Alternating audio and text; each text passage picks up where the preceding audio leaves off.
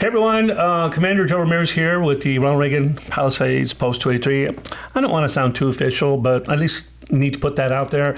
We're going to have a very cool and casual conversation today about our media team and what it's doing. And I have, we have our co-chair here, Christina Silva. How are you? Good morning, Commander. How are you doing today? I'm doing okay. Excellent. So this is a first time, I think, for our post, doing a interactive conversation. I guess you could call it a podcast. It looks like a podcast.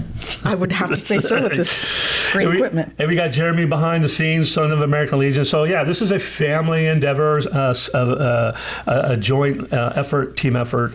And one of the things I think we want to do with a podcast, and I'm going to turn it over to Christina to start doing this, is that letting people know what's happening locally here at the American Legion, talk about some of the events that are up and coming, and then also veteran-related issues that perhaps maybe we need to cover or bring awareness to, like emotional support, the VA. There's a lot of things happening legislatively, and there's a lot of things happening at the American Legion National, which I've been surprised. Have you, they've become like a real strong voice lately? Oh, yes. Like with their emails, I see that, hey, this is happening, and they were talking about since there is a shutdown right now about the troops being paid or not. Have you noticed that? Yes, National is truly responsive, and they give out bulletins when there are things happening on the go for current affairs, and they have a monthly and weekly touch base with all those who are registered. So you should definitely go to theamericanlegion.org and sign up to get those newsletters. And by the way, I think depending on how you sign up for it, I get them like almost every few hours. Me too. Yeah, it's like, I know there's probably daily or monthly or something like that, but I find it helpful. I don't necessarily open every single one of them, but sometimes there'll be a headline like North Korea, and I'm like, whoa, let me look at this. Have you noticed that too? Yes. Like the little headline, it's like, okay, I better read this. Yes. So anyway, why don't we start by me asking, and since I know you already, but some of the people watching may not know, start asking you a little bit about you. Oh. And you joined our post recently, right? How long ago?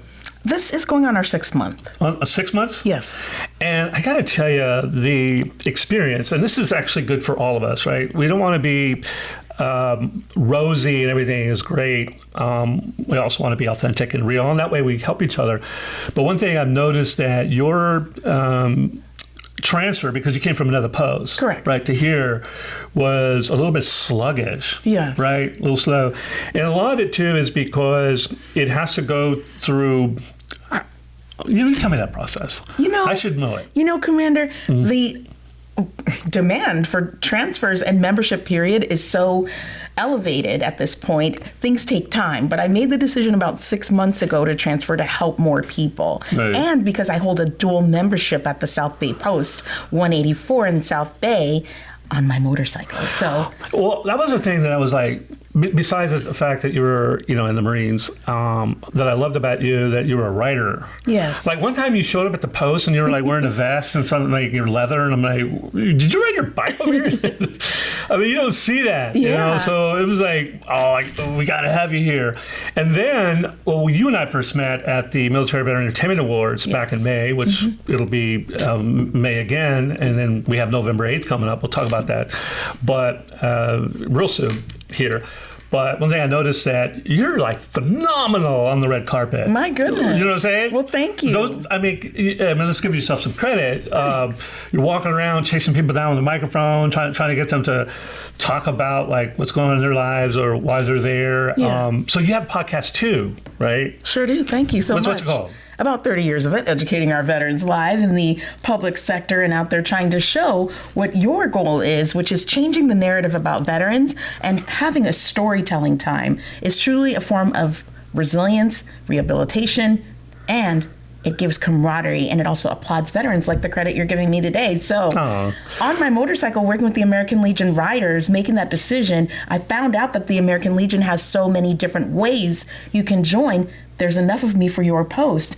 And it's okay out there to find your lane. And Did you say there's enough of you for our post? I want to thank you for seeing my talent. Yes. Well, the other thing too is I noticed that you help me, or you help people stay on track when you do your social media stuff, because she interviewed me for the awards, and I have a tendency to kind of be all over the place, and she kept me right on track, and it was done at a certain time, so it was very professional and very well done. So that was, so it was just, we got to have you here. So you came from another post. You were also a Legion writer. Yes. Now you're here, and we had a meeting a few weeks ago for the media team here, a media committee meeting at the Post a few weeks ago. So we really want to up our game when it comes to media, and Christina Silva is our co-chair. Before we get into that, though, I noticed you're wearing Be the One shirt.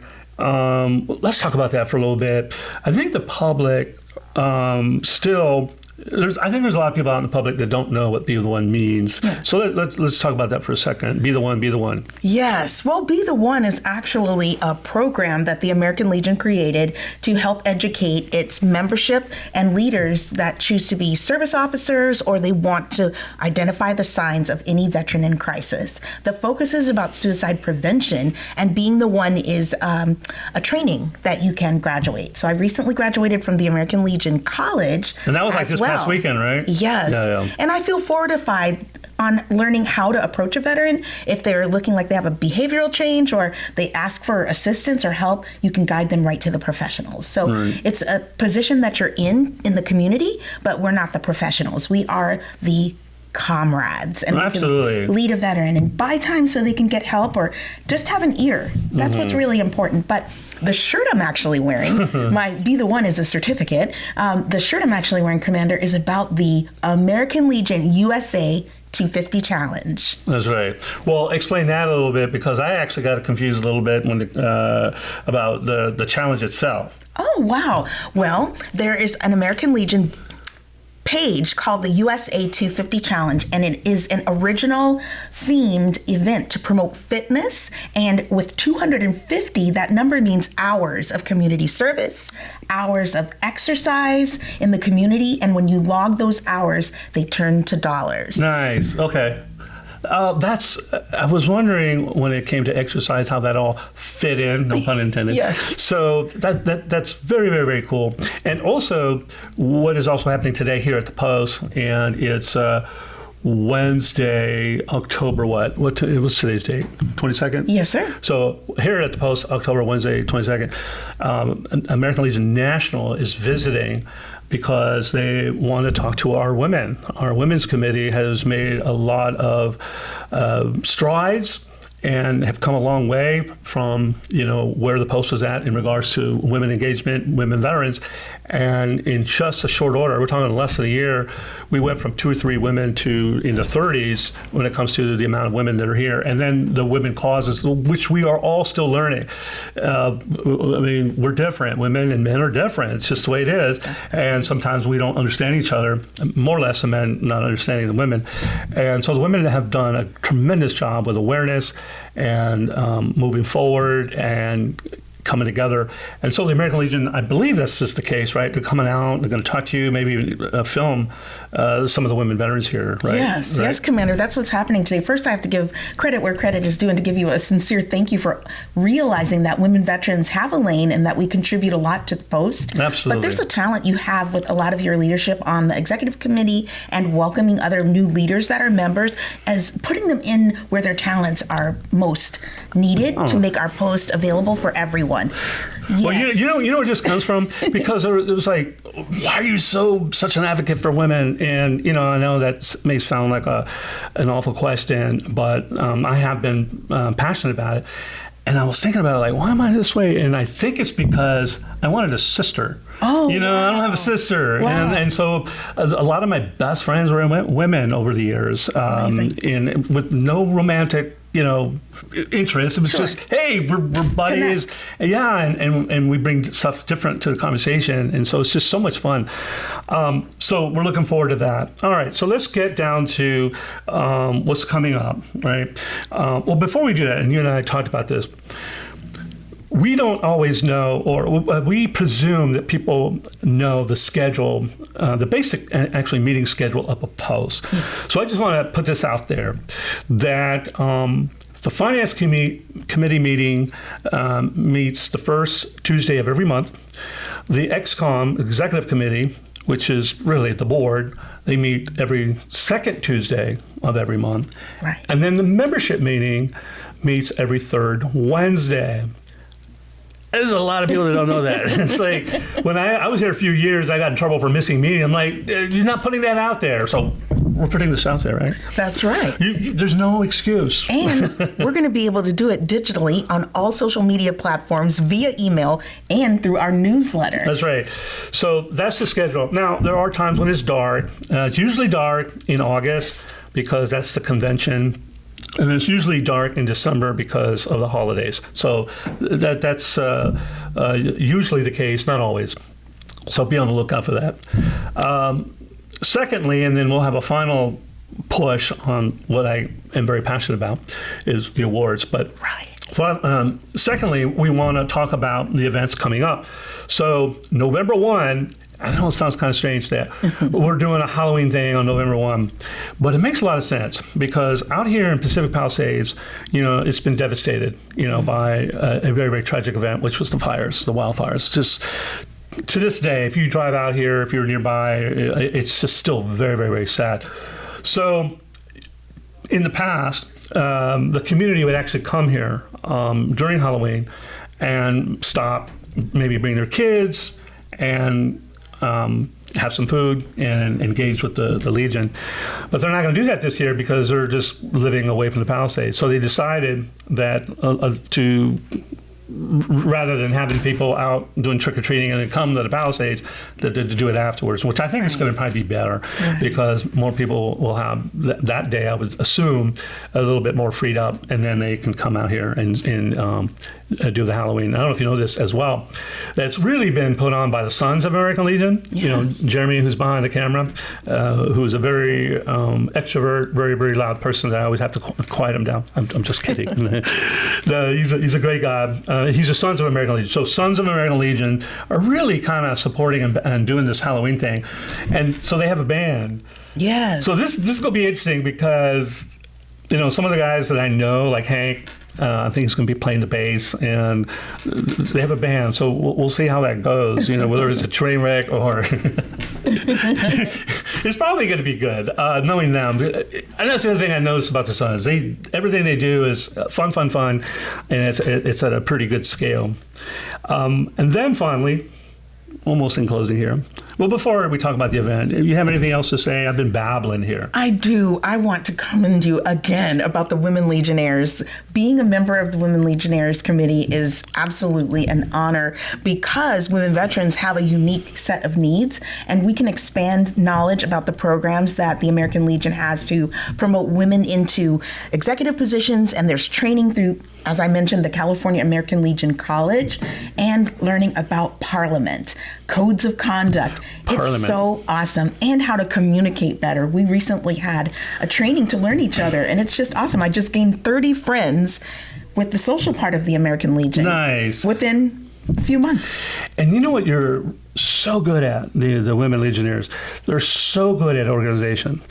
They meet, is it once a month or twice a month? Yes, it's once a month on Sundays. Right. At 4 o'clock in the afternoon, we come, we have a professional meeting, and we have a time to commune with charcuterie boards, and we talk about and get to know each other, methods of what we're going to do. We do event planning, and we support the post. See, that's commendable. On Sundays at 4 o'clock, I want to be like taking a nap, with Netflix in the background.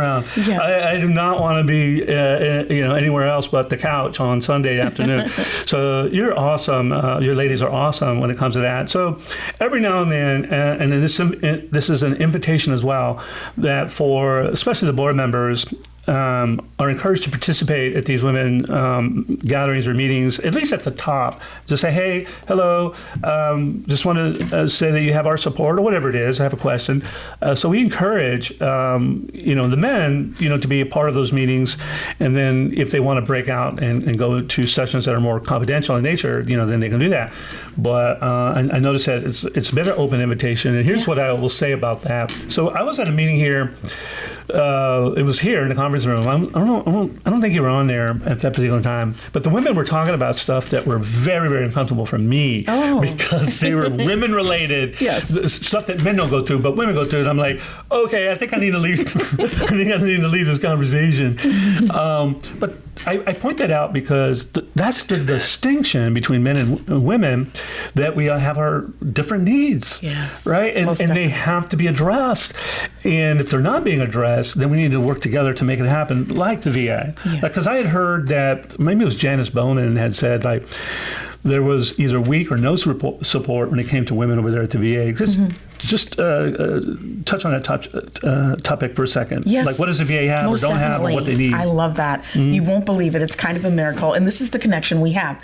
We have kinetic energy together, and as co-hosts, we truly vibe. So you've addressed and you're attracted to women veterans in a platonic way, and you care about their compassion for what they've gone through in service. And it's really important to know that the VA is progressing in its provisions of treatments and programs that women need. It's from mental health to physical health. Our anatomy is different. Our mentalities are different. What we've gone through as individuals are different, but the VA is truly being able to create customized treatment plans for women. And I've noticed that at the West LA, they're doing a good job. With the Legionnaires, we also address those problems, and we've written resolutions at our posts. Advocacy. No, I noticed that. Finally, and I think this is important. We should have did this at the top, but we'll cut this out. We'll make promotional videos out of this. On November 8th, we are having our very, very first, I guess you could call this an inaugural event, a short film festival, Military Veterans Entertainment Short Film Festival, starting out with a fashion show at the top of the program.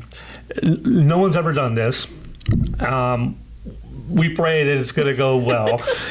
And we invite you to show up and support the veterans who are part of this. This is an event, again, that highlights the veterans and active duty military who are entertainment in media, because in my view, I feel like it's been a neglected demographic.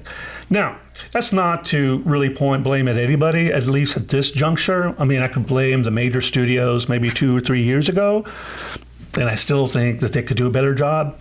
But the landscape has changed. With the power and the open landscape of the internet and streaming, anybody can kind of do anything they want now. Don't need a big studio. Just like you're out there chasing people down with a microphone, like, hey, I got a question to ask you. I saw you do that one time when we had an event here, and you got some good interview questions off. And so, with all that put aside, we put all that together, the opportunities for people in media, and then just let alone the regular people, but for the veterans, it's become harder and harder. Right. Very, very hard. And then studios moving away from California to because of cost, and there's a lot of veterans that live here, like 300,000 I think it is. And so what we're going to do is create an opportunity for the veterans who are in media, such as yourself, myself included, I guess. I feel like I'm a personality now, and I'm okay. I'll own that for now. But we'll start off by awards. We're going to provide awards and recognizing the veterans who've done a great job, or have done a job at a certain level, whether it's artistic, production, or anything in between those. We're going to recognize them with awards. But also, if everybody who is a part of this, and I mean this in all sincerity, Christina, people who are involved with this, to me, they're all kind of winners. And I don't want to come from a place where like we're handing out a trophy to everybody. But if you're participating in our process, then hopefully you're a part of this movement that we're trying to have, and that is to elevate veterans and actually people who are in media. And then finally, not only giving them awards, but showcasing their work on FedStream TV. And so we're partnered up with FedStream TV. I have ownership interest in that, so all transparency there. But it's still free for right now. So we'll provide streaming opportunities for those, for that talent and content creators. So on November 8th, you got to come. Culver City. Veterans Auditorium. We're partnering with the city of Culver City. It's at the Veterans Memorial Auditorium. I mean, you couldn't get a better venue when it comes to on Veterans Day weekend, that we're all coming together. The city of Culver City, the first responders. We have really cool celebrities showing up. And if you want to get tickets, you go to mvawards.org.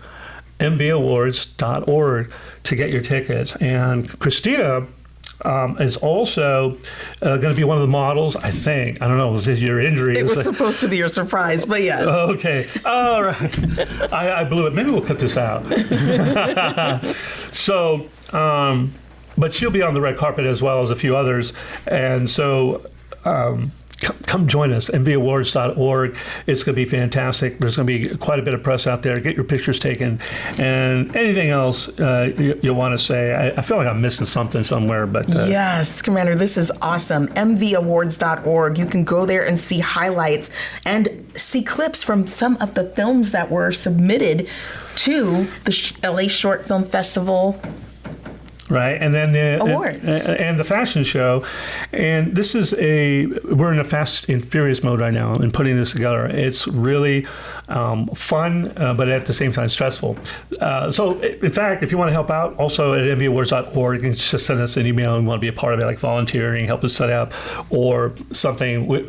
We can never have enough people helping out. But with that all in mind, you also go to alpost283.com, alpost283.com. That's the website for here. And, of course, mvawards.org. And I'd like to thank Christina Silva for joining us. And, by the way, look forward to seeing her. She's going to be the podcaster for the Post. Going forward, I'm going to move over to a different podcast for the awards part of it. Are you excited about that? Awesome. I'm so excited. Are you still developing your format? Or what do you think about? We're Marines, so we adapt and overcome together. We're a dangerous force. But no question. I want to thank you for the opportunity to be here today. And I thank all the designers and the film directors and the movie producers, the actors, the media persons that are involved in MV Awards, and that the Post is collaborating with such agencies, changing the narrative about veterans and military members. Let's not forget that. Absolutely right. The Post, the American Legion is behind this, particularly Ronald Reagan Palisades Post, and they're all over the place. So we are having backdrops and step and repeats for the American Legion, and so we can't give enough thanks to the American Legion. I mean, we're veterans, we're part of it, but we're also collaborative partners in doing stuff together. So